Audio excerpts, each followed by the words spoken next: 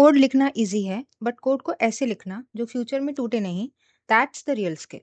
आज हम सॉलिड के second principle open close principle को समझेंगे, बिल्कुल सिंपल लैंग्वेज में, सी प्लस प्लस एग्जाम्पल्स के साथ, फ्लो चार्ट्स के थ्रू और कुछ विजुअल आइडियाज के साथ। इसमें जो सेकंड प्रिंसिपल है सॉलिड में वो है open close principle. S is for single responsibility principle, O is for open closed principle, L is for risk of substitution principle, I is for interface segregation principle and D is for dependency inversion principle। तो आज हम सिर्फ OCP पे focus करेंगे। Open close principal का simple meaning है software entities should be open for extension but closed for modification. मतलब existing code को बार बार एडिट करके तोड़ने की ज़रूरत नहीं होनी चाहिए, इंस्टेड न्यू फीचर्स ऐड करने के लिए कोड को एक्सटेंड करो।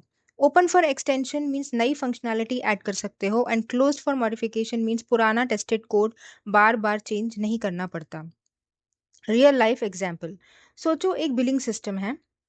आज डिस्काउंट सिर्फ रेगुलर कस्टमर्स को देना है, कल प्रीमियम कस्टमर्स के लिए अलग डिस्काउंट आया, सो पार्सन फेस्टिव डिस्काउंट आया। तो order bill with different discounts is an example of open closed principle. अगर हर बार same if else block change करोगे तो ओल्ड लॉजिक ब्रेक होने का चांस बढ़ जाता है।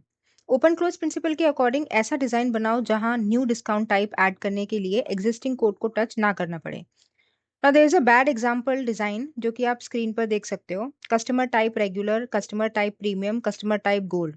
हर तरह के कस्टमर को हमने एक कैलकुलेट डिस्काउंट क्लास के अंदर डाला हुआ है। ये कोड इनिशियली सिंपल लग रहा है बट प्रॉब्लम क्या है? जैसे ही न्यू कस्टमर टाइप आया हमें इस क्लास को मॉडिफाई करना पड़ेगा। मतलब ये क्लोज्ड फॉर मॉडिफिकेशन नहीं है। हर नए केस पे इफ एल्स बढ़ता जाएगा, कोड बल्कि रिस्की और हार्ड टू मेंटेन हो जाएगा। तो अगर हम स्क्रीन पर दिया हुआ फ्लो चार्ट देखें, न्यू रिक्वायरमेंट आया, एग्जिस्टिंग क्लास को मॉडिफाई करो, ओल्ड लॉजिक ब्रेक हुआ, yes, bug fix, no, release.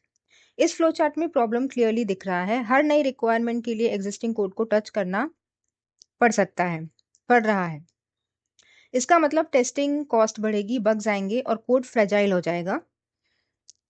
अब हम इसको देखेंगे एक पजल पीसेस के थ्रू। अब सेम प्रॉब्लम को ओसीपी के साथ सॉल्व करते हैं using abstraction. Base class, each discount in separate class, add new feature by adding new class.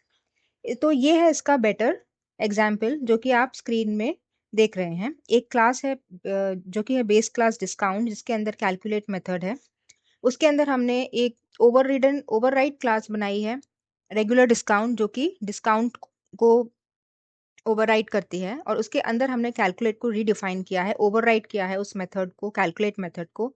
फिर हमने एक और एब्स्ट्रैक्ट क्लास बनाई है प्रीमियम डिस्काउंट, उसके अंदर हमने फिर से एक कैलकुलेट मेथड को with different parameters and different different logic हमने फिर से उसको ओवरराइड किया है। फिर एक क्लास है gold discount which is again abstract class of discount.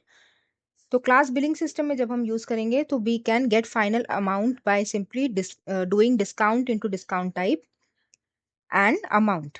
तो अलग अलग क्लासेस के ऑब्जेक्ट्स हम यहाँ पे डायरेक्टली पैरामीटर्स के अंदर यूज कर सकते हैं। अब देखो क्या हुआ, बिलिंग सिस्टम को चेंज करने की जरूरत नहीं है, बस नया डिस्काउंट टाइप ऐड करने के लिए एक नई क्लास बना दो।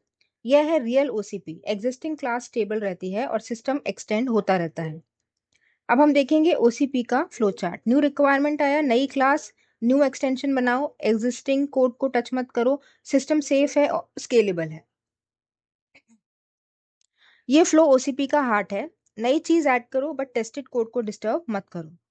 ओसीपी इंपॉर्टेंट है क्योंकि बग चांसेस कम हो जाते हैं, टेस्टिंग इजी होती है, कोड रीयूजेबल बनता है, टीम डेवलपमेंट में कॉन्फ्लिक्ट्स कम होते हैं, फ्यूचर चेंजेस लेस पेनफुल होते हैं। जितना आप कोड को एक्सटेंडेबल बनाओगे उतना लॉन्ग टर्म में टाइम बचेगा। अब डेवलपर्स मिस्टेक कहाँ पे करते हैं? कुछ कॉमन मिस्टेक्स भी होती हैं हर जगह। इफ एल्स या स्विच का ओवर यूज, बेस क्लास को प्रॉपरली डिजाइन ना करना, टू मच इनहेरिटेंस यूज कर देना विदाउट नीड, एब्स्ट्रैक्शन का ओवर कॉम्प्लिकेशन, याद रखो ओसीपी का मतलब हर प्रॉब्लम में फैक्ट्री या इनहेरिटेंस फोर्स करना नहीं है, स्मार्ट डिजाइन करना है। इस विजुअल से ऑडियंस इंस्टेंटली समझ जाएगी कि कोर सिस्टम सेम है बट एक्सटेंशंस ऐड हो रहे हैं। अगर इंटरव्यू में शॉर्ट आंसर देना हो तो बोलो, ओपन क्लोज प्रिंसिपल कहता है कि सॉफ्टवेयर एंटिटीज ओपन होनी चाहिए एक्सटेंशन के लिए बट क्लोज होनी चाहिए मॉडिफिकेशन के लिए। सी प्लस प्लस में इसको पॉलीमॉर्फिज्म, एब्स्ट्रैक्शन और इनहेरिटेंस के थ्रू इम्प्लीमेंट किया जा सकता है, जिससे एग्जिस्टिंग कोड को चेंज किए बिना नए फीचर्स ऐड किए जा सकते हैं। तो सिंपल रूल टू रिमेंबर है, एक लाइन में याद रखो, new feature is equal to new class, old code is equal to untouched. बस यही ओसीपी है।